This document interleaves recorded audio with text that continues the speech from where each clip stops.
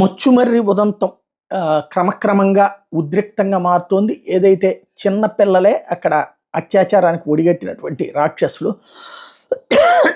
ఏదైతే 9 సంవత్సరాల బాలిక 5వ తరగతి చదువుతున్నటువంటి బాలికని అత్యాచారం చేసి హత్య చేసినటువంటి సంఘటనకు సంబంధించి తాజాగా ఒక ఎత్తు అయితే, రెండవది అనకాపల్లి జిల్లా కొప్పుగు అంటే అది ఒక పక్కన చర్చ నడుస్తున్నది. దాని మీద పోలీసులు ఇన్వెస్టిగేట్ చేస్తున్నారు. ఇంకా బాడీ దొరకలేదు.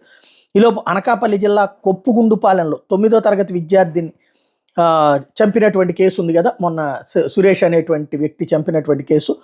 ఆ సురేష్ని తమకు అప్పగించాలని తండ్రి రమణ డిమాండ్ చేస్తున్నారు. మా పాపను తిరిగి తెచ్చేవలేరు కాబట్టి ముద్దాయిని మాకు అప్పగించాలి, మా మాదిరి ఇంకొకరు నష్టపోకుండా బుద్ధి చెప్తాం, లేదంటే పోలీస్ స్టేషన్లో ఆత్మహత్య చేసుకుంటా, నిందితుడు పట్టుకుని మా ముందే ఎన్కౌంటర్ చేసిన న్యాయం జరుగుతుంది అంటూ చెప్పుకొచ్చారు. ఇదివరకటి రోజుల్లో ఇట్లాంటి ఎన్కౌంటర్లు చంద్రబాబు గారు ప్రోత్సహించేవాళ్ళు.